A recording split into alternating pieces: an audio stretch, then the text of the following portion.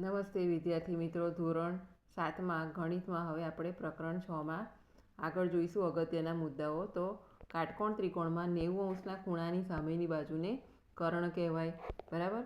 કાટકોણ ત્રિકોણમાં કર્ણ એ સૌથી મોટી બાજુ છે. કાટકોણ ત્રિકોણ માટે કર્ણનો વર્ગ એટલે કે એક જ સંખ્યાને આપણે 2 વાર ગુણીએ એને વર્ગ કહેવાય. તો કર્ણનો વર્ગ બરાબર એક બાજુનો વર્ગ વત્તા બીજી બાજુનો વર્ગ. હવે કાટકોણ ત્રિકોણમાં બાજુઓના પ્રમાણ નીચે પ્રમાણે હોઈ શકે, એટલે કે જો 3:4:5, બીજું 5:12:13, 8:15:17, 7:24:25, બરાબર, 20:21:29, 9:40:41 અને 12:35:37. બરાબર. હવે અહીંયા પ્રયત્ન કરો વાળા દાખલા આપણે જોઈએ, જ્યાં તમારે આકૃતિ દોરવી પડશે. બરાબર. આકૃતિઓમાં અજ્ઞાત સંખ્યા તમારે x શોધવાની છે. તો આપેલ અહીંયા આ પહેલી આકૃતિ જુઓ. એમાં આપેલ આકૃતિમાં અજ્ઞાત બાજુ x એ કર્ણ છે. બરાબર. અને આપણે ઉપર જોયું એ પ્રમાણે કર્ણનો વર્ગ બરાબર એક બાજુનો વર્ગ વત્તા બીજી બાજુનો વર્ગ. તો xનો વર્ગ બરાબર 3નો વર્ગ વત્તા 4નો વર્ગ. માટે 3ને 2 વખત ગુણીએ એટલે કે વર્ગ કરીએ તો 9 મળે, 4ને 2 વખત ગુણીએ તો 16 મળે. માટે xનો વર્ગ બરાબર 16 ને 9 25. 25 એ 5નો વર્ગ છે, માટે x બરાબર 5 મળે છે. હવે આગળ જોઈશું મિત્રો બીજું. તો આપેલ કાટકોણ ત્રિકોણમાં અજ્ઞાત બાજુ x એ કર્ણ છે. માટે કર્ણનો વર્ગ બરાબર એક બાજુનો વર્ગ વત્તા બીજી બાજુનો વર્ગ.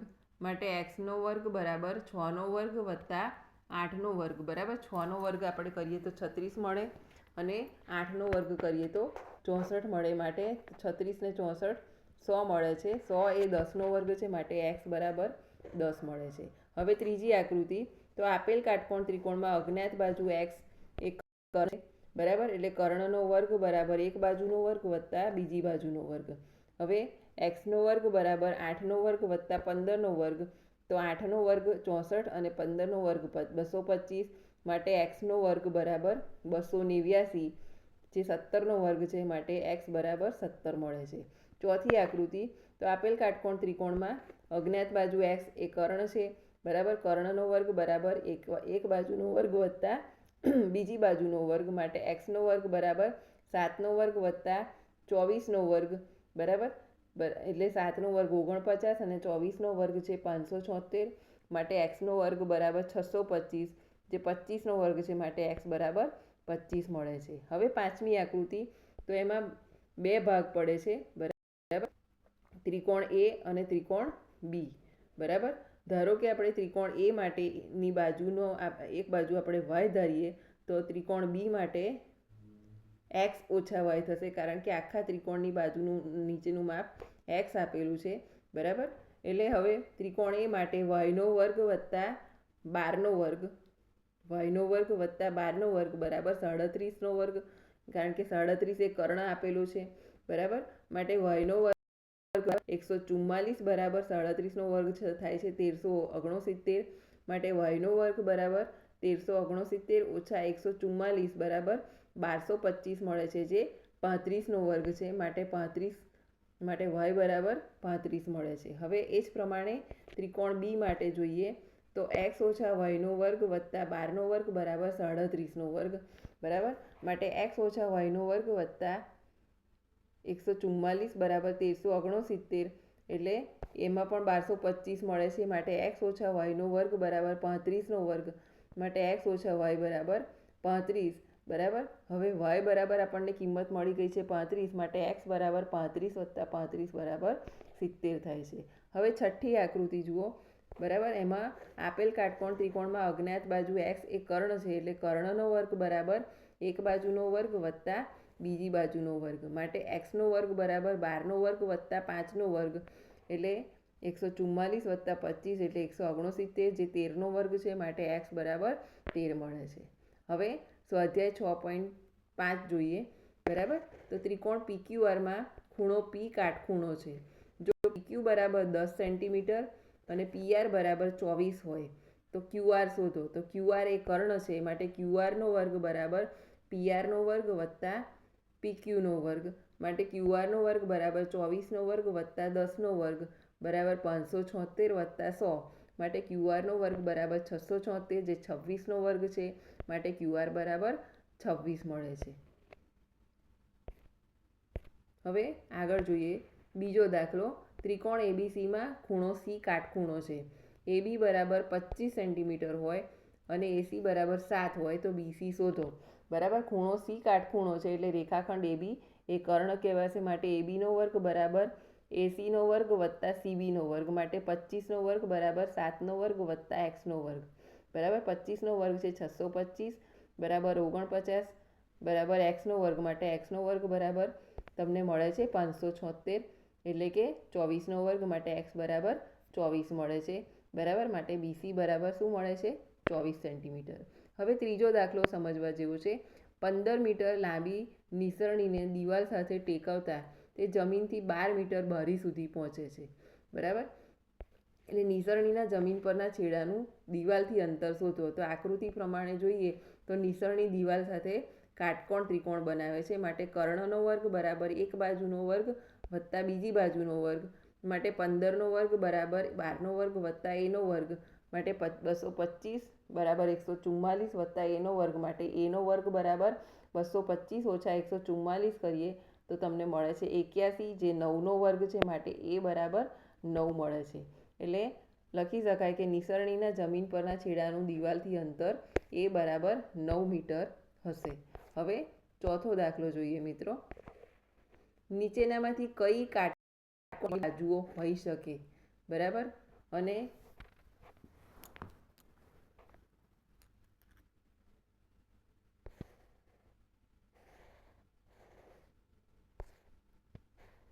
કઈ બે બાજુઓની ખૂણો કાટખૂણો હશે તો એ આપણે નક્કી કરીએ બરાબર। હવે પહેલું માપ તમને આપ્યું છે એમાં સૌથી મોટી બાજુ 6.5 સેન્ટીમીટર બરાબર।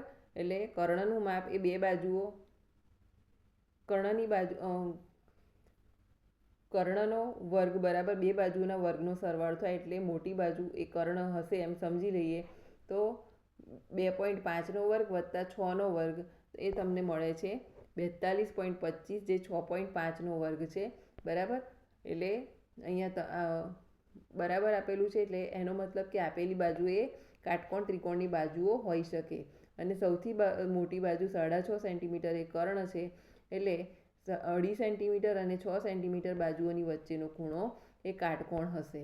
હવે બીજું માપ જોઈએ તો 2 સેન્ટીમીટર 2 સેન્ટીમીટર ને 5 સેન્ટીમીટર તો સૌથી મોટી બાજુ 5 સેન્ટીમીટર છે એટલે બે બાજુઓના વર્ગનો સરવાળો એ 5ના વર્ગ બરાબર થવો જોઈએ, ના હોય તો નહીં બરાબર। તો 2નો વર્ગ વત્તા 2નો વર્ગ બરાબર 4 ને 4 8 પણ 8 બરાબર 5નો વર્ગ થતો નથી એટલે આપેલ બાજુઓ કાટકોણ ત્રિકોણની નથી।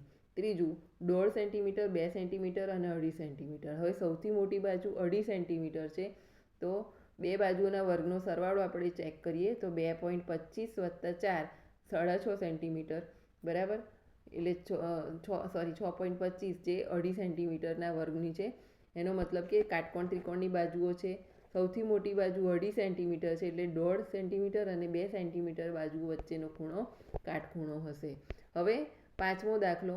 એક ઝાડ જમીન પરથી 5 મીટર ઊંચાઈએથી તૂટી પડે છે અને તેની ટોચ ઝાડના થડથી 12 મીટર અંતરે જમીનને અડે છે બરાબર। આ પ્રમાણે આકૃતિમાં આપ્યું છે એ પ્રમાણે તો ઝાડની મૂળ ઊંચાઈ આપણે શોધવાની છે। તો ધારો કે ઝાડ AB છે બરાબર જે C બિંદુથી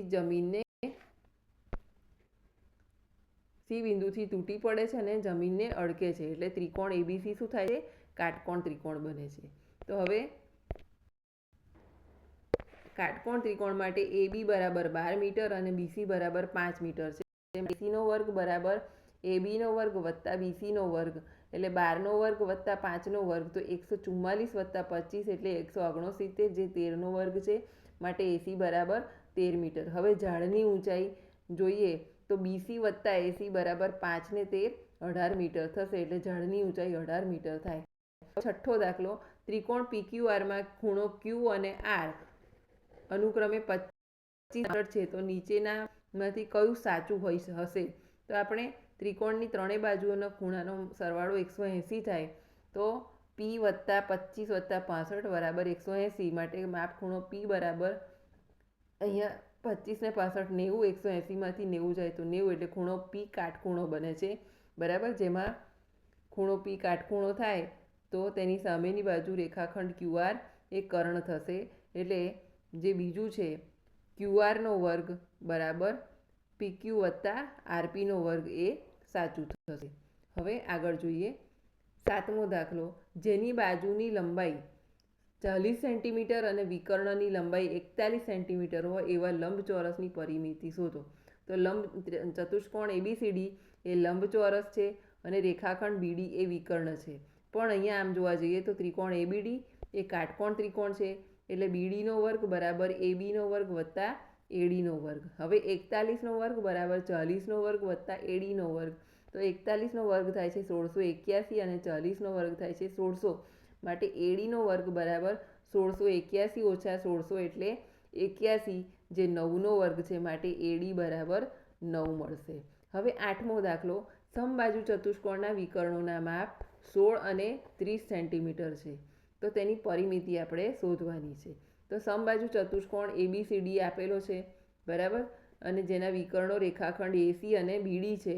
હવે એસી બરાબર 30 અને બીડી બરાબર 16 સેન્ટીમીટર છે. એટલે ચતુષ્કોણના વિકર્ણો પરસ્પર કાટખૂણે છેદે છે બરાબર, અને વિકર્ણોનું છેદબિંદુ ઓ છે. તો માપ ખૂણો એ ઓ બી બરાબર માપ ખૂણો બી ઓ સી બરાબર માપ ખૂણો સી ઓ ડી બરાબર માપ ખૂણો ડી ઓ એ બરાબર 90 થશે.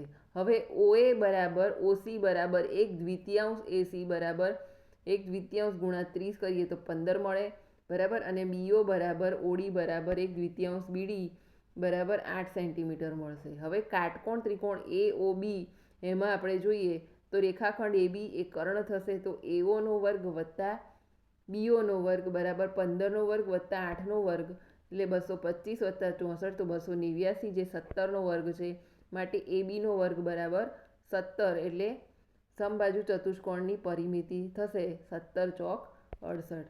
બાકી અહીં આપણો સ્વાધ્યાય પૂરો થાય છે બરાબર. નવું પ્રકરણ નવા વિડીયોમાં જોઈશું. નમસ્તે.